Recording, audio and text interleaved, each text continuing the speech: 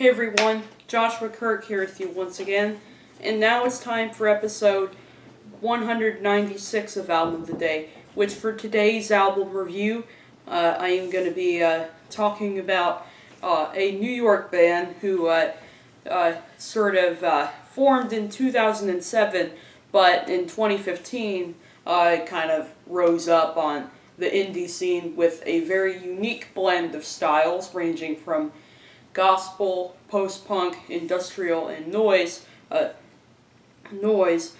some very kind of political, commanding sort of lyrics. Of course, I'm talking about the band known as Algiers, who released their album to widespread acclaim. Who released their self-titled debut album to widespread acclaim in 2015, and they're signees of Matador Records, and I am now here to review their sophomore record, which dropped last year on June 23rd, 2017, and the album is called The Underside of Power, and as you can see, I own this on vinyl here. I got this for Christmas this past year, actually. And definitely happy to own this on vinyl, because this is definitely one of my favorite records of the year. I'll get into a little more detail about it later. Anyway, here's the really cool album cover for this record. Definitely got kind of a symbolic sort of powerful tone to it, as you'll see as I get more into the lyrics of this album. Then there's the back. There's 12 songs on the album, and it clocks in at over 45 minutes long. So it's kind of like a concept album in how it kind of has various transitions across different tracks, and it's definitely the kind of record I highly recommend you listen to as a whole. And it comes with this really cool booklet that does have like handwritten lyrics and photos and stuff like that.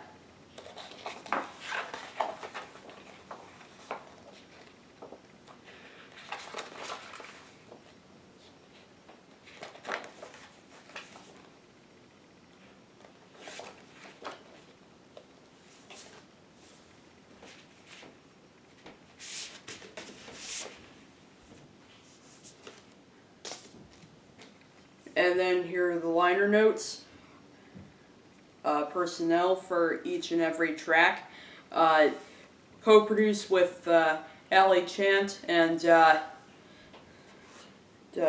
Adrian Utley, and recorded partly in London and partly in the band's home of New York. It must be a photo of the band from a live show, but obscured with lights and smoke effects and stuff like that. Anyway, there's side A and side B.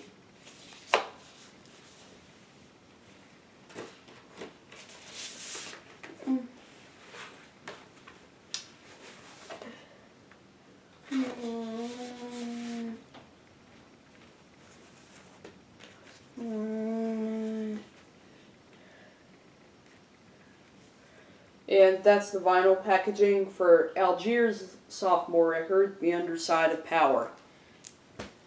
Now, there are definitely a lot of cases where a lot of bands that come up with a debut album, like a few years ago, it is pretty normal for some of them to sort of go for the old sophomore slump approach, but not Algiers in this case. In fact, this record is actually, I heard from some people, actually more kind of pummeling, more overtly political, and definitely kind of a more ambitious record, arguably, actually. So this is definitely a record where sophomore slump is definitely not the word to use for this album, because it is definitely a pretty, killer mix of styles, and it definitely has sort of a sort of commanding viscera to it that not a lot of records that I've heard lately seem to have.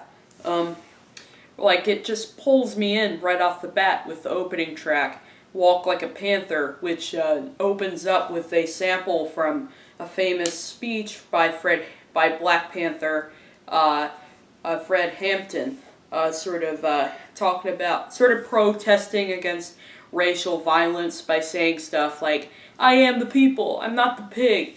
Sort of talking about how, black people have rights and stuff like that. And then right after that, we get into this kind of tense, but yet kind of strangely hooky kind of industrial groove with the kind of hooky guitar, as well as the melancholy piano, some bassy buzzing synths in the background, and also all kinds of really cool instrumentation they incorporated in the mix. Like I love that touch of glockenspiel that's incorporated in there too. And the lyrics, the Fred Hampton sample definitely was perfect as like kind of symbolism for what the song kind of addresses lyrically, sort of talking about like sons and daughters, like being sold like as slaves, as well as some kind of like disturbing lines, like the line of you burn your children for Baal and stuff like that. But still at the same time, definitely has a sense of kind of optimism. Like in the chorus, it talks about like definitely has a sense of optimism to the chorus. Sort of talking about how they won't be led to slaughter, even though unfortunately a lot of black people's lives have been lost because of self-genocide, as they call it. Then the song "Cry of the Martyrs." The Martyrs comes in with some talk about how sort of like the song "Cry of the Martyrs" kind of talks about how the world seems to be kind of watching in in kind of a bad way. Like tilling dirt with like bodies of some of those victims would sort of remind the narrator of their defeat at Calvary. But still at the same time, he still kind of like sees the light.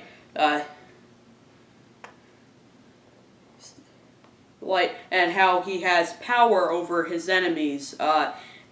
Means all he has to do is just listen to the martyrs cry for him and sort of like telling him what he should do to sort of stand up for himself and make him win. And I also do really like all the different instrumentation incorporated on this track. It's got kind of a funky, almost synth and drum loop hook that I do really like. And it's also got some kind of haunting strings on the track too, as well as some buzzing saw guitar and synth noises that kind of punctuate the song. And also, I love how Franklin Fisher, the band's frontman, sort of layers his vocals to the point where he sounds like a 30-person gospel choir in one single body. And then we have the title track, which definitely works as one of the lead singles from this album, because it's probably one of the most kind of catchy and accessible moments on the track. I mean, it definitely has one of the best hooks on the record that really does show how not only do Algiers have an ability to kind of sort of go for kind of in-your-face kind of non-accessible industrial music, but also they do have the ability to write a really solid hook as well. Well, which this song is definitely a perfect example of that. So lyrically, it is sort of a track talking about how they kind of feel like they're on like the wrong side of the power, and it's a game that they don't think should go on. Uh, think should go on, and but like despite its catchiness, there's still definitely kind of a sort of a subtle layer of darkness to it, and not just with the lyrics, but with all the other kind of production elements on the track, including the kind of tense harmonium drone, as well as harmonium drone, and I love the kind of eerie da da da backup vocals in the background. Some great drumming that syncopates really well with the layered guitars. Like Matt Tong really does show off his skills as a percussionist for this band. The following track, Death March, has a kind of insecure, kind of anxious groove to it, similar to that of the disco score for like old Italian zombie movies or something like that. With the way that the synth kind of has this kind of sort of unsettling drone to it. And definitely some of the most kind of inspired drumming from Matt Tong is on the song too. But not only does the title Death March really work with the groove of the track, but also the lyrics definitely sort of talking about like issues of police brutality and stuff like that. And how that's just how hate keeps passing on. And we just kind of have to face the fact that terrible things are happening to these people. Then we have the track A Murmur, a Sign, which is probably one of the most unique tracks on the album, because it's not quite a song, not quite an interlude, just kind of somewhere in the middle along those lines. I mean, the lyrics are definitely kind of unintelligible. In fact, I tried looking up the lyrics for this song online, but I still haven't found them yet for whatever reason, and they haven't included them in the booklet either.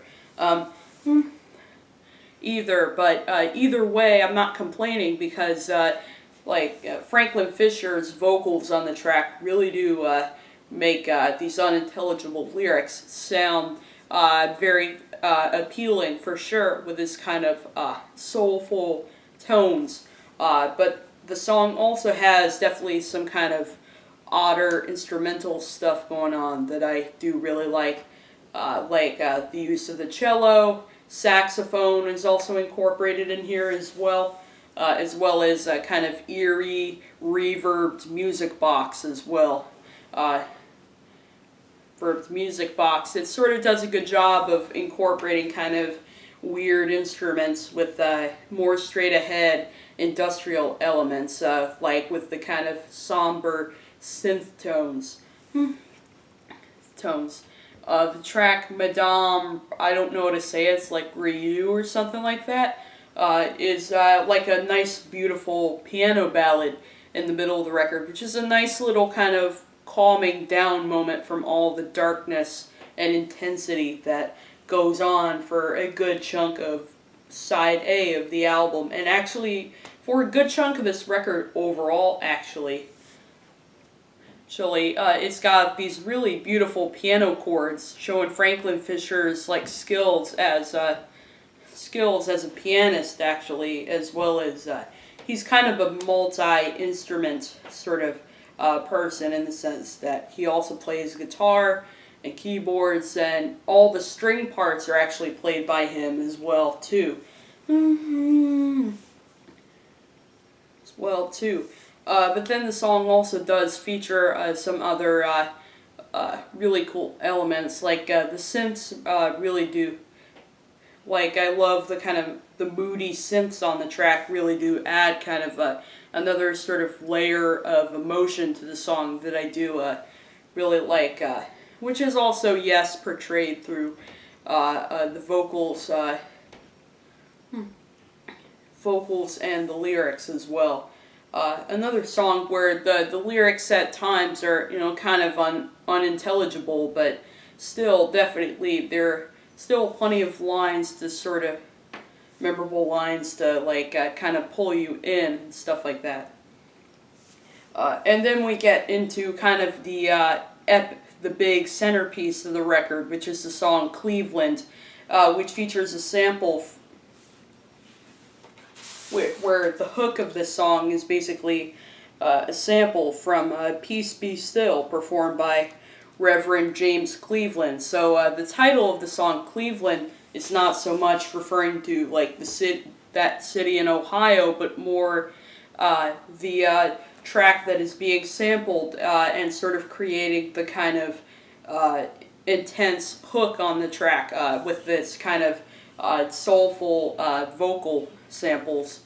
And this is a song where Franklin Fisher really gets to the root of all these pretty bad problems that go on with racism, which unfortunately is happening simply because of people's skin color and stuff like that, and making actual references to where it's happened before, like how they hang in Alabama with the whitest sheets, and even making a reference to my home of Maryland with the line of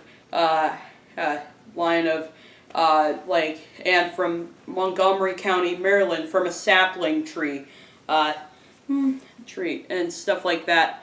But its sort of leading line is innocence is alive, and it's coming back one day, which is definitely very true, because as terrible as these things are, people need to stand up and sort of say how the people sort of like brutally acting against them aren't gonna win. And also the production on this song is just really killer. Not only are the samples very well incorporated, but also the way that the drum programming and the synths kind of have these sort of odd, sort of kind of kooky tones to it. And then also the bridge of the song has these kind of odd, what sounds like a guitar, like what sounds like maybe an electric guitar being played with a bow or something like that. Because I see in the liner notes prepared piano and prepared guitar noises. So that's probably the stuff that I'm hearing on there. And then there's also some kind of huge gang vocals on the track coming from just about each member of the band, going, "We're coming back," as Franklin Fisher makes references to actual victims of violence who were African American. But then we do have one song that's an attack on our current political state, which is the song "Animals," which is an actual attack on our current president, Donald Trump, as well as some of the other people that work for him and stuff like that. It's sort of and it also kind of make references to George Orwell's infamous novel Animal Farm, which I did read my sophomore year of high school, sort of taking political stuff and sort of giving it kind of more satire by sort of painting it as imagery of animals. But then, but with this song, in this case, it's sort of songs saying, "Don't feed the animals or else you'll become one of them," and sort of talking about how, unfortunately, these days we're being fed a bunch of lies from fake news and stuff like that. Fake news, and sort of they're all telling you everything's okay, but in reality, there's definitely in reality, our current president isn't doing everything that he needs to do to help everyone. He's just kind of feeding everybody lies and stuff like that. So I applaud Algiers for creating this kind of kick-ass sort of 2.5 minute sort of romp about a romp that's sort of addressing those issues head on, because that's not an easy thing to do. The track Plague Years is kind of like another interlude tying the whole record together, which is mostly driven by like a drum machine, a kind of sad synth tone, as well as some guitar, and there's a little bit of sax that's incorporated in there, but like I'm not exactly sure where it's incorporated in the mix. But it also does feature some spoken word on it from a legendary, like, I think like electronic music producer by the name of, he's just credited as Travis Ono, as he sort of delivers this kind of haunting, kind of symbolic message that really does play a pretty important role on this track in terms of stirring the whole story of the album together. The song "Hymn for an Average Man" is yet again kind of another subtle piano ballad, even though this is much more kind of haunting and dark than the previous piano ballad, Madame Rayu. As it does feature some vocal samples, which kind of sounds like a person like that's had their mouth muffled with mouth muffled with something like that, with something around their face. So the lines of draw an old hand across your mouth, a muffled sound, while you lie around and wait. And this is sort of like what they get for sort of creating violent acts against our people and stuff like that. So this is a song sort of trying to like defend against them and them as they're just trying to deny everything that they've done. And I love, it's definitely very interesting how the piano is kind of programmed so it creates this kind of eerie but yet a very kind of memorable hook for the track. And then also I love the incorporation of the cello on there and the kind of layered soulful vocals, of course. But then the song eventually transitions into kind of this bluesy, almost garage rocky kind of coda with some really nice guitar playing. And then following that, we get kind of an eerie interlude with Bury Me Standing, which transitions really nicely into the closer, the cycle / the spiral, time to go down slowly, which is definitely a pretty satisfying closer for the album, because it does sort of incorporate some of the rather unintelligible lyrics from the track "A Murmur, a Sign," and sort of concluding that even with kind of a dark, sort of intense record that addresses some pretty terrible racial violence issues and whatnot, that there's still definitely a sign of hope for them too. Them and how they're just gonna spiral to the end, and no matter what atrocities they are faced with.